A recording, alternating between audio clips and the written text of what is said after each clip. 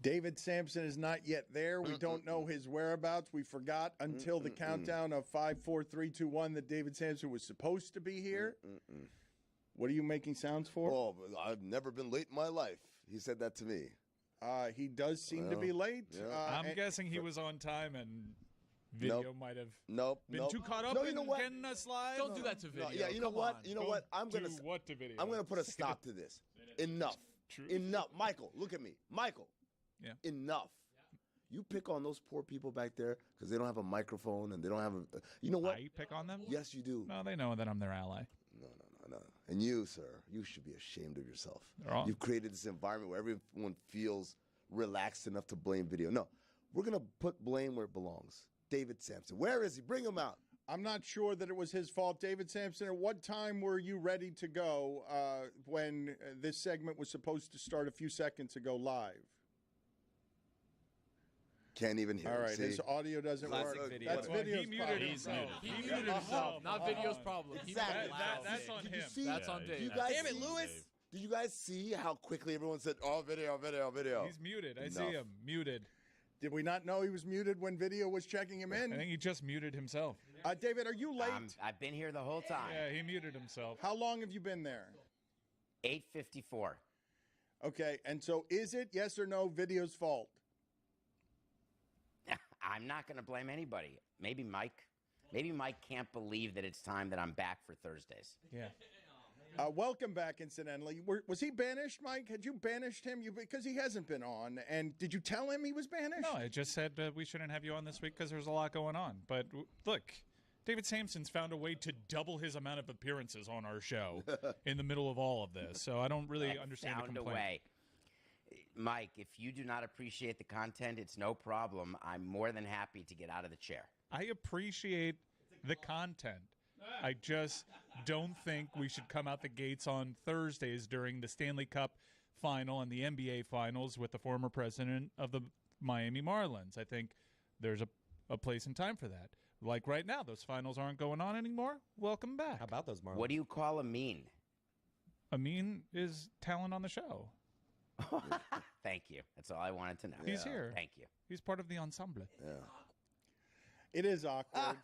Mike Ryan has been awkward for Why a are you bit guys here. coming at me? Like I'm just. It's all your fault. You know, I It's find only doing been this 20 show- years, Dan. 20 years. I'm enjoying doing the show less and less, and you guys are putting me in a terrible position at the start of every. How about you guys come up with your own content? Don't just go obnoxious Homer, Mike. What are you doing? You set a table for me, and it's just like I'm in a losing proposition. I'm here spinning all these plates. Right. I fall on the sword for television. You tell me I'm an a-hole. I'm up to here. Okay, I'm up to here. I know, but I'm doing a lot. All right, I sacrificed my own career to be back in this chair and elevate the show to new heights. And I'm being totally disrespected every time I sit in here by a bunch of people that don't get what it is I do. Why are you turning into Trump? You sacrificed your career or did. you built your career? I sacrificed my career and personal development to sit back in this chair. And all I get is disrespect as soon as we crack open the mics.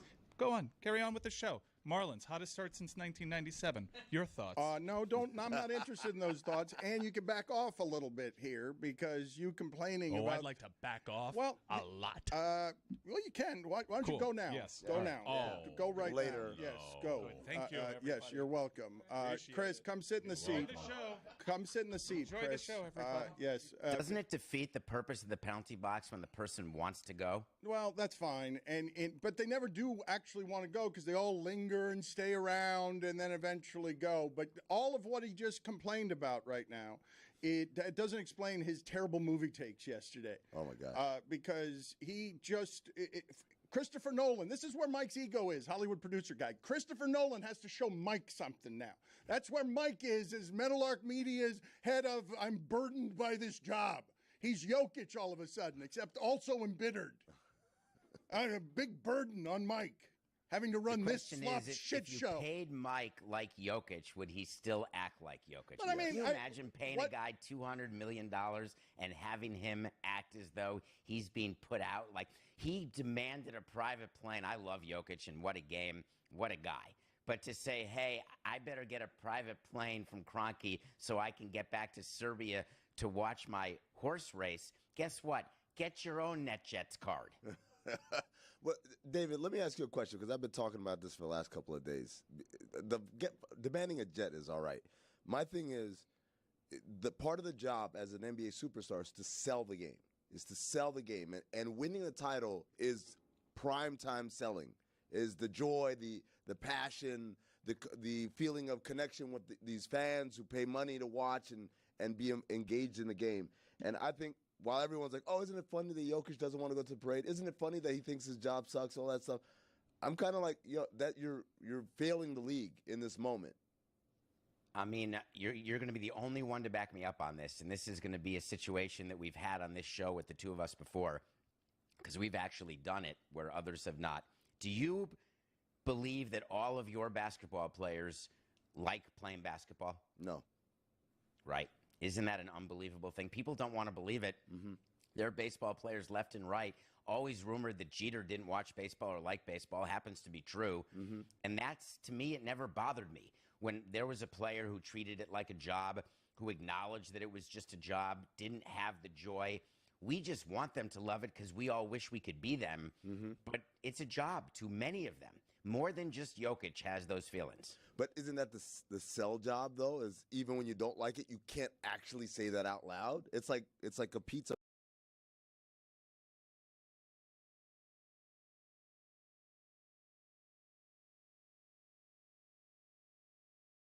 person saying, oh, my pizza kind of sucks. Well, the difference is that the Nuggets and the NBA, they don't need Jokic to be the face of the NBA. He's not going to be the face of the NBA.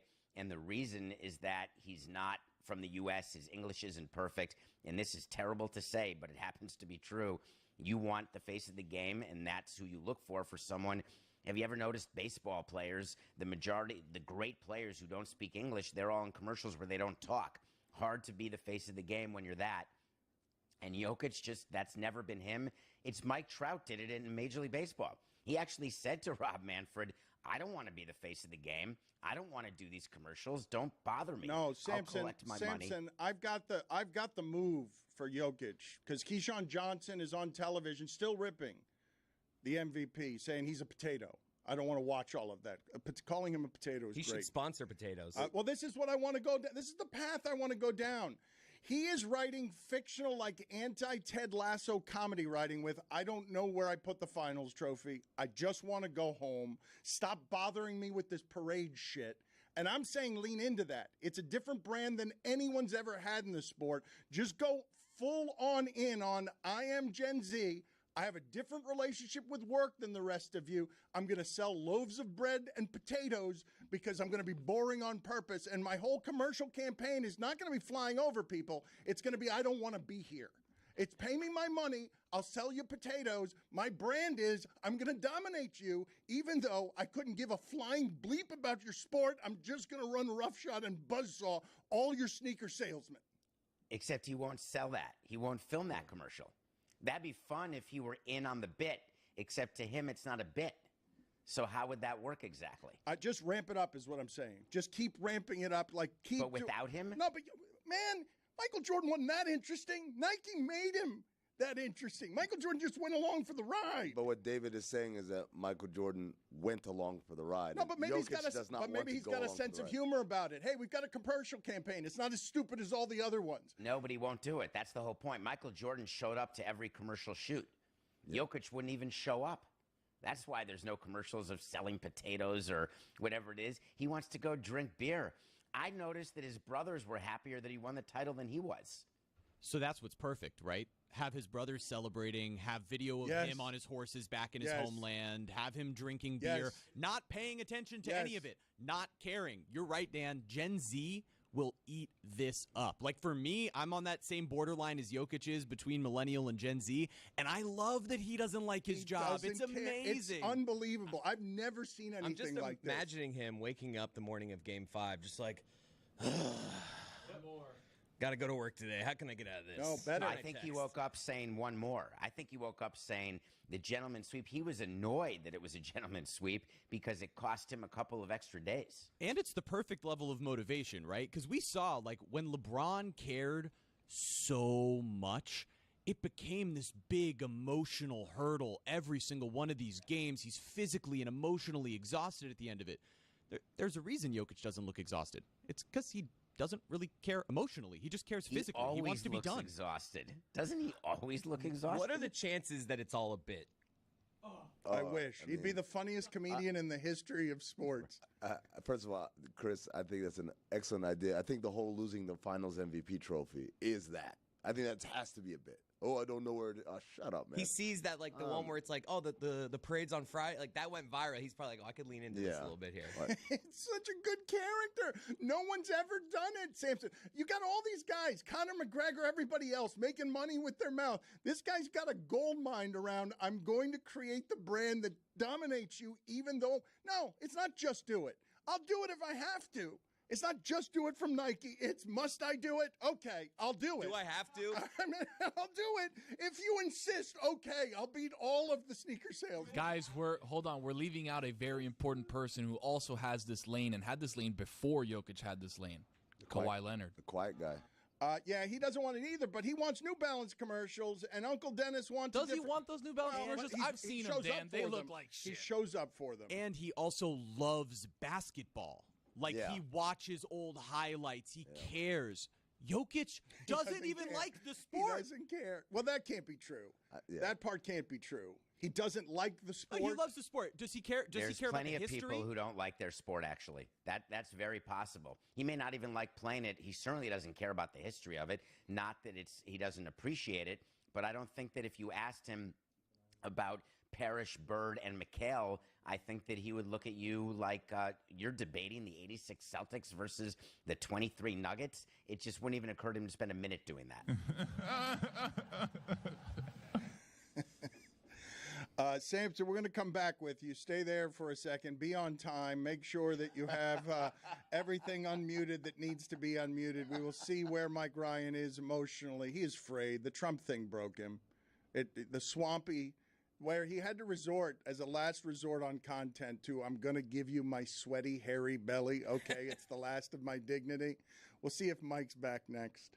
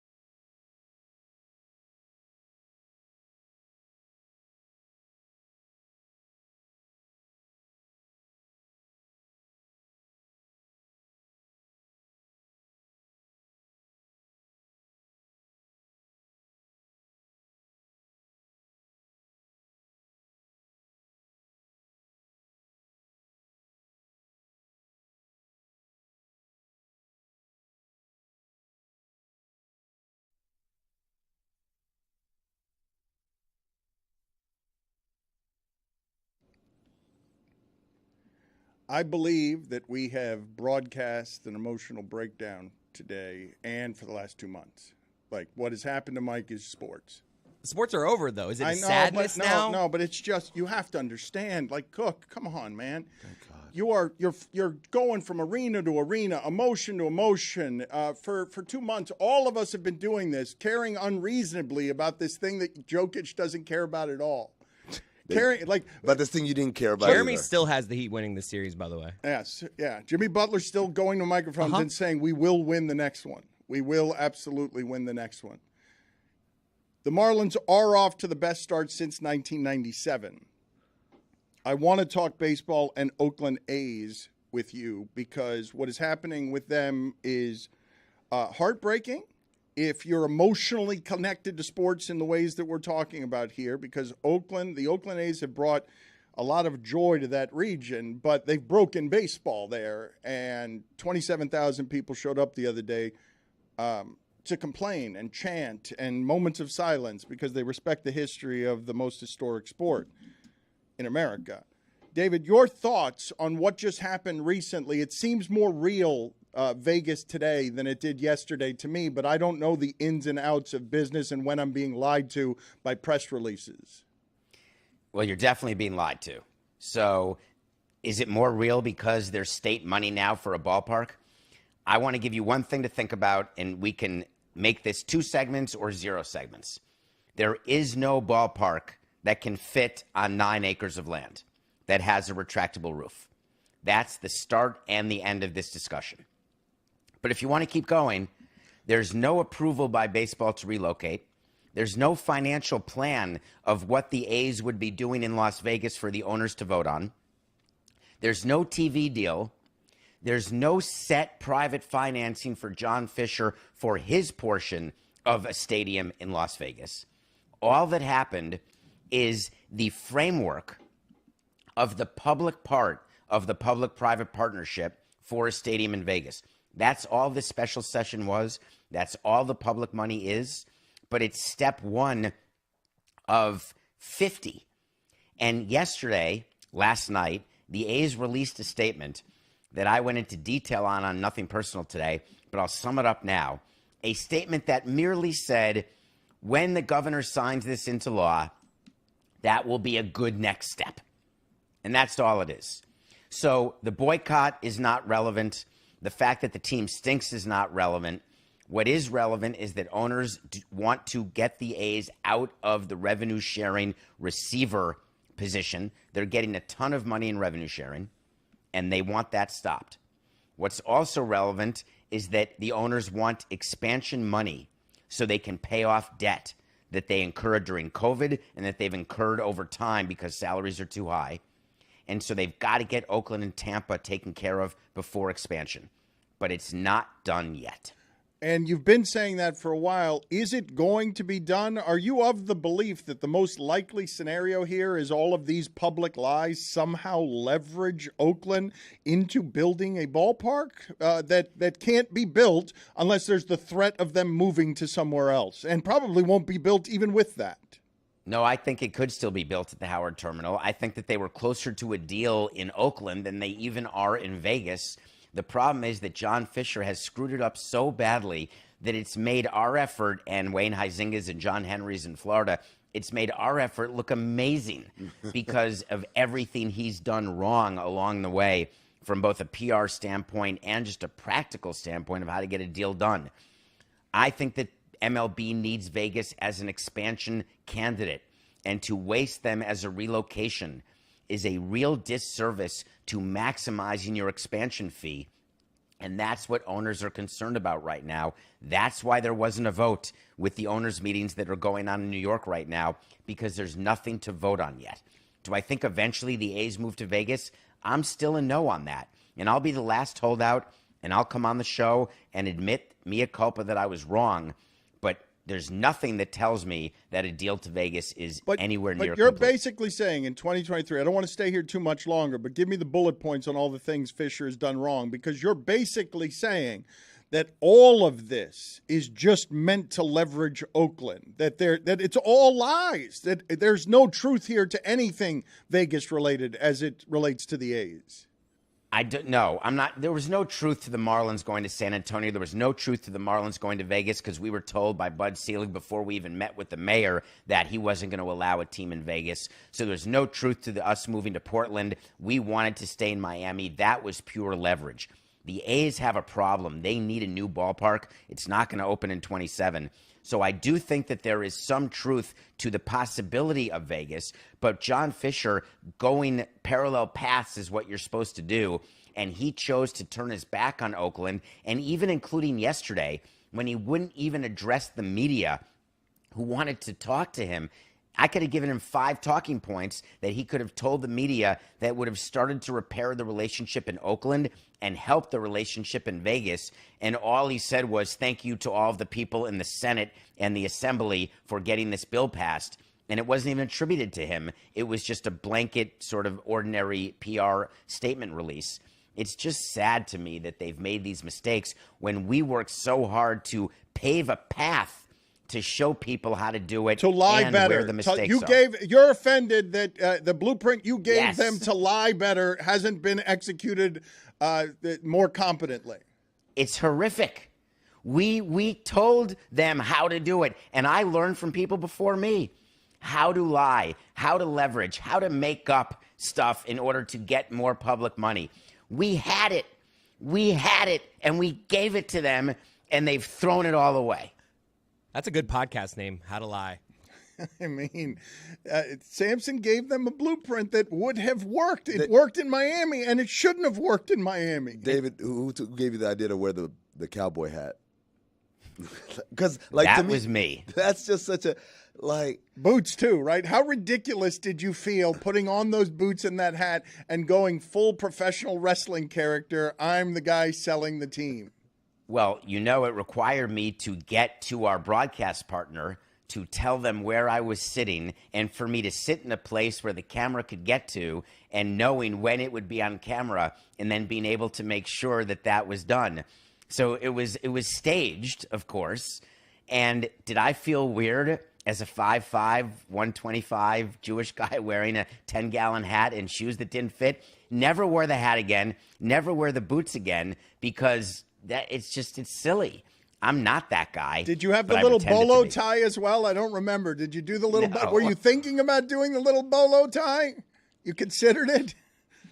I couldn't get Jeffrey to expense that. No. I got the hat and the boots. I couldn't get the thing. He's like, you'll never wear that again. That can't be I said, true. I'm never going to wear any of it again. That can't be true. You didn't have to put in expense accounts that were denied for things that are $12. How much does a bolo tie cost? That can't be true. You'll never wear that again.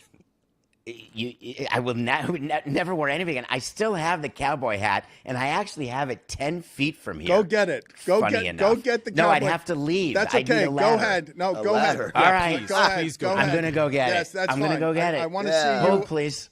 No, that's fine. We'll talk when you're gone. We've got plenty to talk about here because what I also want from him when he gets back is top 5 stupid things the former owner of the Marlins made him, questioned him on. If you're talking about you can't expense a bolo tie, like that's how close he's watching over your every expense. And you say, I'm going to buy a hat, I'm going to buy boots, but I can't buy a bolo tie. And it's just because you won't wear it again. I love that it's that detailed. It's like, I would do this for the bit, but you won't wear it again. It's a waste. We got a case coming up. It looks like a Stetson hat, and those are like maybe $1,000 sometimes. It looks like the bottom of a Christmas tree is what it looks like. The base, the base of a Christmas tree. Wow. It's so dusty, by the way. Okay, so why do you have it in such a pristine case? Because why it's not? Like a whole. Because I'm David. Okay. He might wear it again, Dan. That's why. Okay. Oh, Wow. That is it's a 2-gallon hat. Is that the only cowboy hat you own? I knew you'd wear it again. Of course, it's the only cowboy hat I own. David, let me ask you a question. Have you ever watched Eastbound and Down? No, but I do like Danny McBride. Good. It's so good. You got to watch it. You got to watch it because if you like Danny McBride, and it hits a lot of baseball things in there. So I was just curious what your reaction was to it because it took Danny McBride, no lie, a year to learn how to throw a baseball. 1 year, and he still threw it poorly. That's what What David's going to notice in the movie is how bad the baseball is. That's what his biggest objection is going to be. All right, why are you winded? I have so many pillows.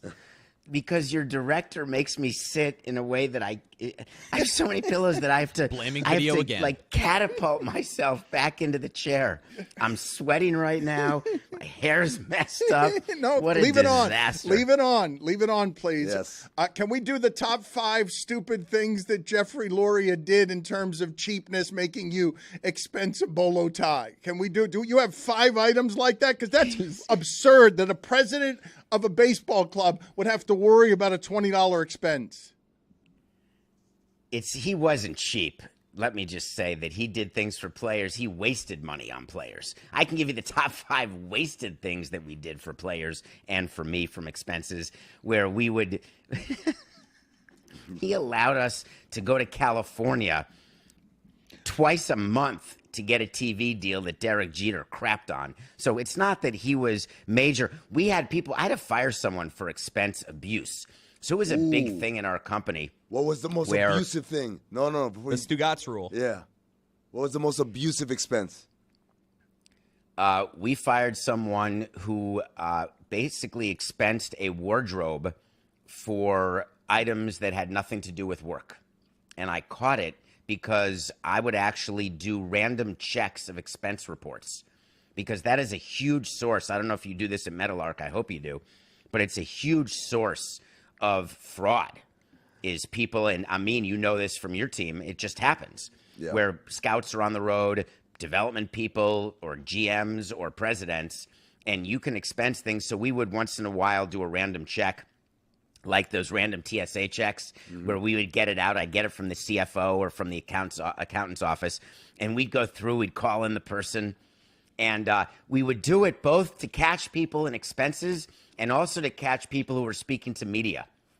And so we would look at phone records to see what numbers. We had certain numbers plugged in, like Ken Rosenthal's number, and we would see which of our people were speaking to Ken, as an example. All right, Samson, stay there. I want to get your wasted money list, and I also want to get whatever the nuance needs to be so I can get the 5 Luria stories.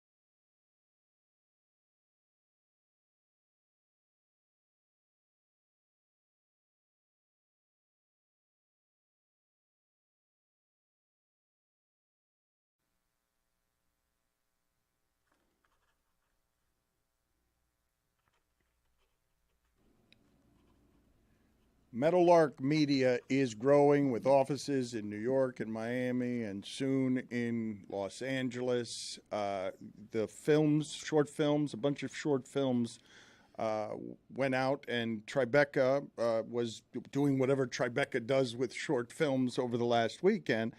And we're building out a network for DraftKings. You can find the show now on channel 1168 on Samsung TV Plus.com and DraftKingsNetwork.com. But we're building it out slowly. You have seen over the last 2 years the groaning blame video for everything because ESPN had the video part covered. They knew how to do that. We had to figure it out, but we're figuring it out, and now we're coming to you live locally here, 9 to 10 a.m. every day. We're going to do that during the week. Hopefully, eventually, we'll get to Fridays as well where we're doing it. And beyond that, it will give you more and more at various times where you're getting most of the show, hopefully somewhere, and an entire network, 24 hours of stuff from the things that we do. But as Samson knows and Amin knows a little too well, as two of our highest ranking executive types, executive hybrid types, I run a loose ship. And I mean, I'm in this chair. I mean, yeah, well, and only because I had to kick out the big-headed one who's demanding an apology from me. He's demanding an apology from me. A what?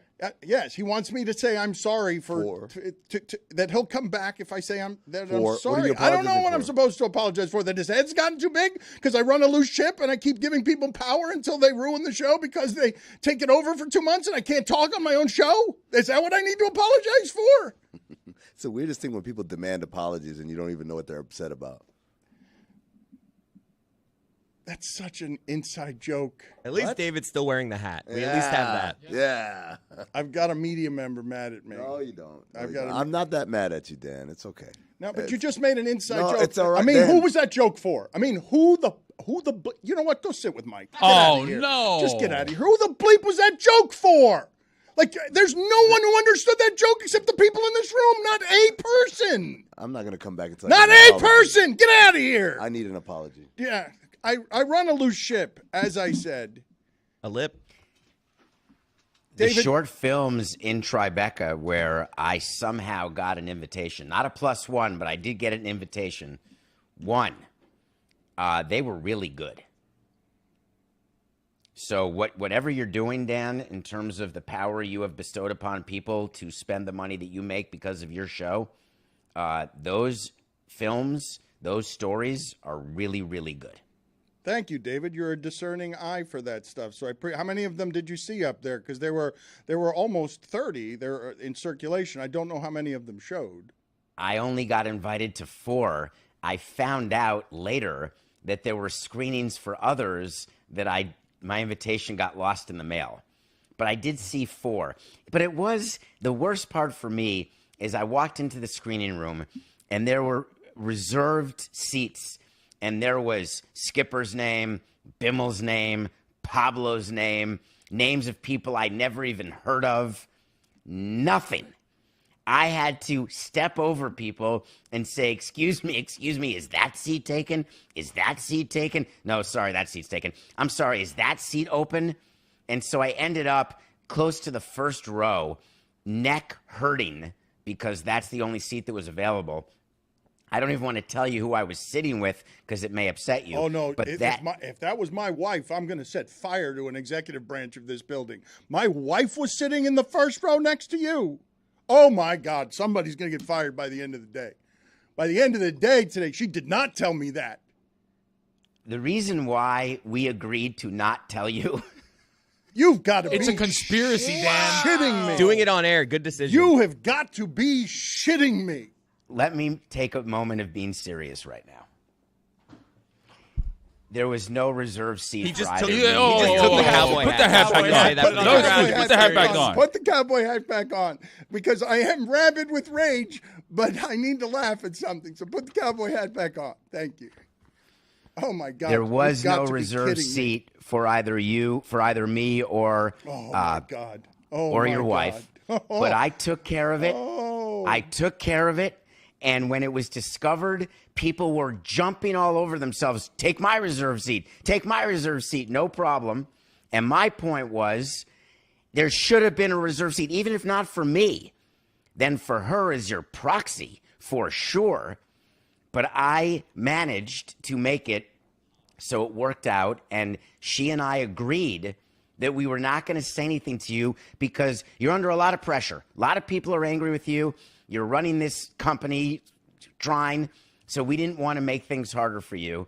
And I'm going to get in trouble with her for mentioning it at all. So if possible, I'm hoping she's not watching.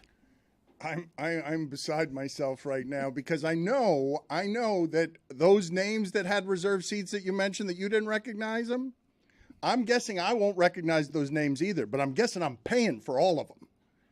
I'm guessing all of those. I'm guessing I wouldn't even recognize some of those names, and my wife doesn't have a seat. Holy shit! You got to be kidding me. I made it work, and it was seamless, and she was happy, and it was all good. It could have been a scene. There's no question. Well, I think we just had one of those because this is certainly not going to go down quietly. That would have been a great headline. Dan LeBatard's wife storms out of Tribeca Film Festival. Listen, we were about 2 seconds from that eventuality, and I needed to get the fire hose out and put out some fires. Now, your wife happens to be a gentle soul, so loving, so caring, so understanding. When I had to send the text of my nightmares, which is, please hurry, we have no reserve seats, and I have put my leg in the middle of a screening. Oh, no. My leg was draped over a seat, turning down others from sitting there. But Pablo has a seat. Oh, Pablo had a prime seat. You got to be shitting me.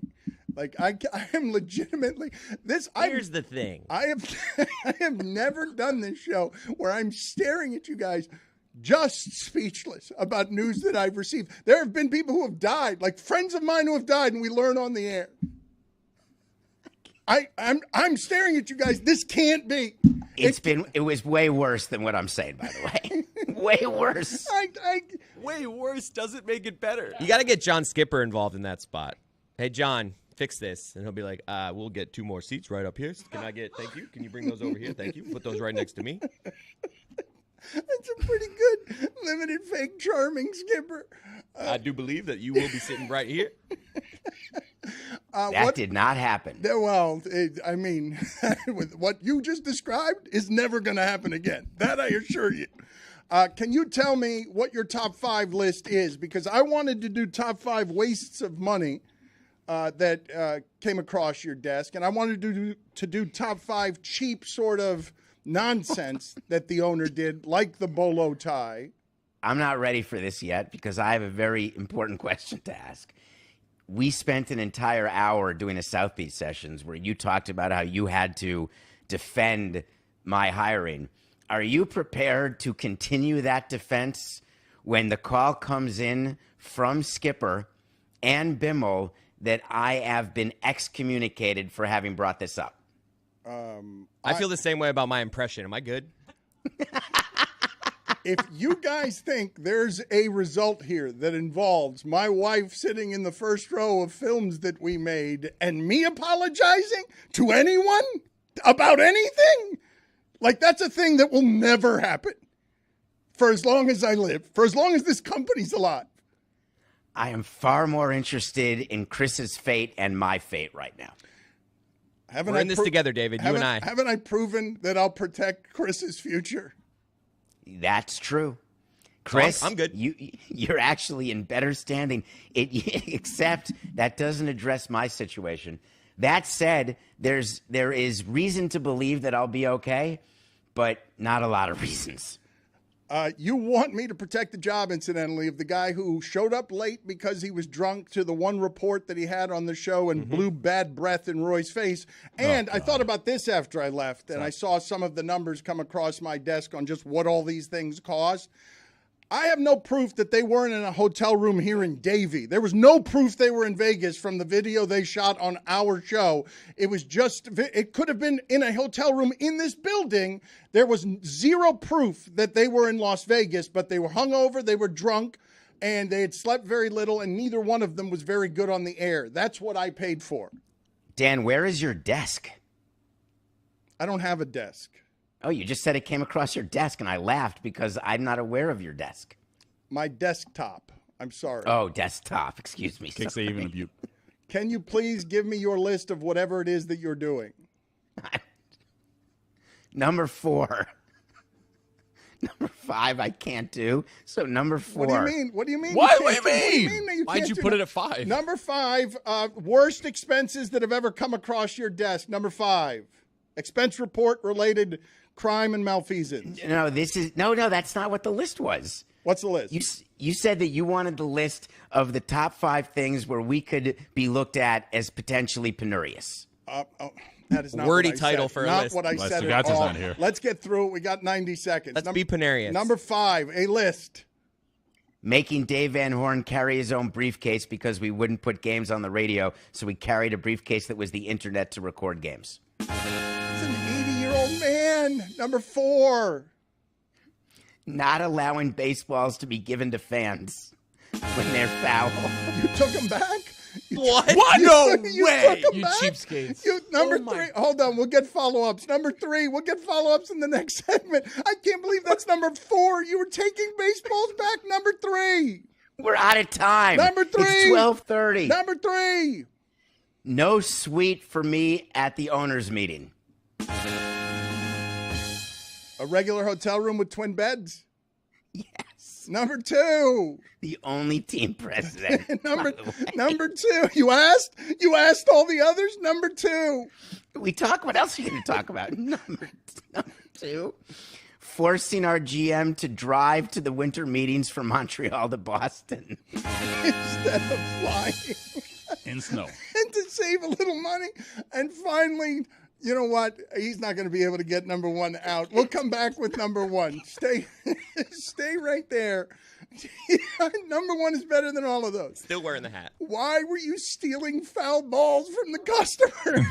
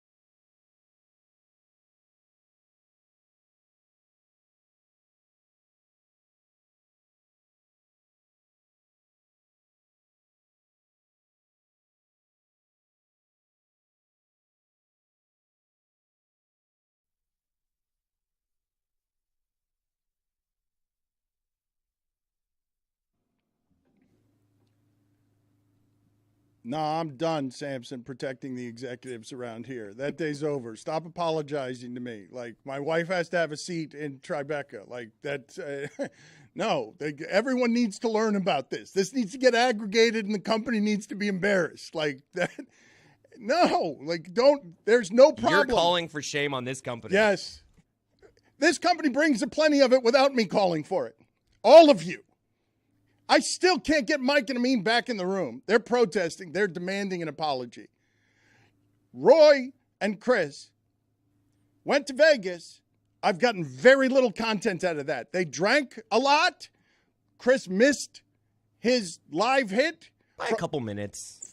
From a hotel room that may have been long in Vegas. Hallway. Chris, shh.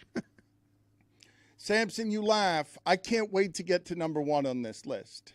Because these have been amazing. But please give us more information. Were you wrestling foul balls away from your fans in the stands? Were you having security come over? When did this happen? Give me the details, please. No, we basically had told all security guards down the line and all ball boys and ball girls that any ball in the field of play, and we told players too that no balls may be put into the stands. We did not want to waste them. We used them as BP balls.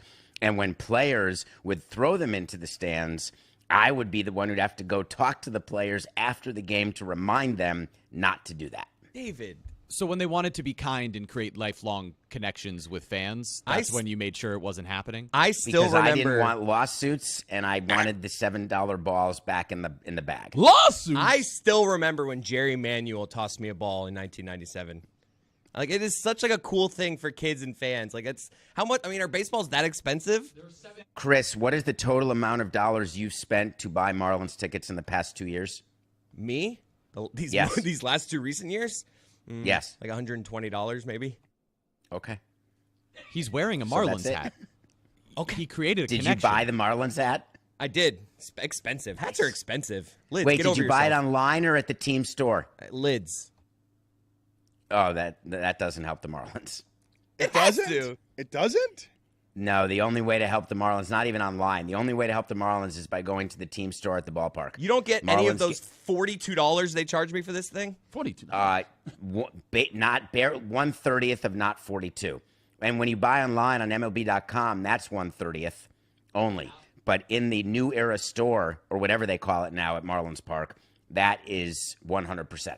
What is 1/30th of not 42? I didn't take that class in high school. 1000. Because lids is upcharging. So baseball doesn't get, they get the cost of the hat, not the retail cost. Samson, let's get to number 1 here. So I thought you were wrestling away foul balls. I thought that you were personally going down into the stands. I don't know. You made Bindfest drive from Montreal to Boston in order to save the plane ticket. Like, if you're willing to go to those lengths, I've got you wrestling away foul balls from your customers. Number one worst thing you've done. We made all of the ball boys and our equipment manager patch and sew uniform pants and tops so that they could be reused when they would get hurt, broken, or dirty during games, because we did not want to go over the MLB allocation of jerseys that you get preseason. You know what? I salute you. I mean, David. I salute you for just being horrific. It's just amazing. Amazing work by you, my friend. Really, just lying to the But aren't people. I the guy you want working for you, Dan? Well, the sandwiches have gotten With that smaller hat on, around it's like here. a commercial. I'm the guy you want working for you. It is a good commercial. The Marlins are off to their best start since 1997. They are interesting. But are they good? They've won a lot of one-run games. They're good. Their run differential is not good. Their run differential, they've been outscored this season. Their record. It was god-awful at the start of the season. They've improved it in the last month. But let's talk, David, about the Marlins. Are they the more interesting team? Are they capable of doing what you were able to do the year that the Marlins didn't win the World Series, but when, 81? They won 81 games? I don't think I ever had a season where we won 81 games. We were 79 and 83, 83 and 79. We went 80 and 82 one time. I'm pretty sure I never went 81 and 81. 83 games. Forgive me. You were a few games over 500. So is this team that capable of that? Because they're closer to the Braves than they should be. The Braves have crushed them. Like the Braves, when they play each other, the Braves win by 1,000,000 runs each time. The way I look at the Marlins, if they can get Sandy pitching to even part of what he was doing last season, that is going to be hugely helpful. There's two things that we need to look at with the Marlins. One is they're going to have to limit Cabrera's innings, which is going to be hurtful going forward. But two, their schedule has been soft. Now, you've got to beat the teams you're supposed to beat, but they've got a month coming up in the season where their schedule is not easy, and I've got concerns about that. But it is an exciting team to watch. Arias at the top of the lineup. But here's the real question. Do they have money secreted away to add at the deadline? Or are they going to pay prospects, which is what we did? We'd give better prospects to not take on money, but to get the player. So how are they going to approach the trade deadline? That's one. Two, what do you do with Jazz? Jazz has been hurt this entire time. He should not be playing center field. They're getting production out of their outfield. He should probably go back to shortstop. Is he willing to? Does he want to? And is he ever going to become the player who he thinks he is? That is another important question for the Marlins. But they're a fun team to watch, and it's exciting because with expanded playoffs, they do have a chance at the wild card. Jeremy, you're with the Marlins all the time. I have not heard what he just suggested, which is Jazz at shortstop. Like we're moving around the star of the team because they've got a hot streak and the outfield's playing well. I haven't heard that either. Look, could it be an option? Sure. Jazz wants to be a shortstop ultimately at some point in his career. I think really the issue has been that Jazz isn't a very consistent defensive shortstop, and for a team that's going to play a lot of close games, their feeling was, we don't want to sacrifice that type of defense at short for what at the time was Joey Wendell. And because that position has been sort of evolving, it could make sense to try him there. I don't think that anybody who's playing center field will necessarily play Jazz out of that position. But David, where you're right is, if they can get Jazz back and productive in the lineup and they can get Sandy pitching like what he was last year, you're adding to a team. It's really weird helpful. that what Jeremy is saying, what David is saying is the two guys you thought you could count on this season are the reason they're not better. It's encouraging, though, right? I'm not sure they actually counted on Jazz. One of the big misconceptions, he's not the leader of that team by any stretch, not popular in the clubhouse. And I'm not sure it's a coincidence how well the Marlins are playing without him in the lineup, without him around. And one hold of the on, things David, hold on. You don't know that. How do you know that? I do know that because I speak to people in the clubhouse. Look, what do you mean? It was an issue last year. I don't know about this season. Jeremy can speak better than I, but David, to what David's saying, last year was an issue with Jazz. Last year was a problem, but it was because there was quite a divided locker room in what the type of culture should be around playing, around the type of independence that individual players should have in regard to sort of team rules and things like that. This year they came in a bit looser. They have a new manager in Skip Schumacher who runs a tight ship in a way that Mattingly actually didn't. So these players seemingly have been able to sort of hold each other accountable throughout the season so far. You're not wrong, David, that they have been playing better without Jazz, but this is a weird sport where individual performance contributes to the team in a unique way. Just because they've been winning without Jazz doesn't mean that he can't significantly help to contribute to the winning they've already been doing. And hopefully, if you want to talk about like attitude adjustments or whatever there might be, which I don't necessarily think Jazz needs, but if you want to talk about that, coming into a team that's winning a lot of games already is the perfect thing to have to stay in line and earn your spot in the lineup in a different way. It's going to be interesting, Jeremy, because he's going to be back, and they're going to have to figure out what happens if they start not playing well, but it's really because of the harder schedule, but it coincides for when he's back. These are things the front office is thinking about. You've seen interviews with Kim, the GM, trying to figure out what they're going to do. They're not going to trade for Salvador Perez with the Royals. They're not going to take on that kind of money. Already, their payroll is the second highest, I think, in franchise history. So they're trying. That's hilarious. And so you should go out and support them. Go to games, Chris. Forgive me for a second. I just saw that the entire shipping container was distracted by what appears to be a protest in the room where everyone is being served a free breakfast. And it appears that in the middle of Amin and what might be Mike Ryan's protest as well, that Taylor is holding up a whiteboard, the Knicks fan. And what I would like, Taylor, it's 100. It feels like 108 degrees outside. Taylor, go across the street with that sign and go ahead by yourself with just that sign. Go ahead and march near in the highway there.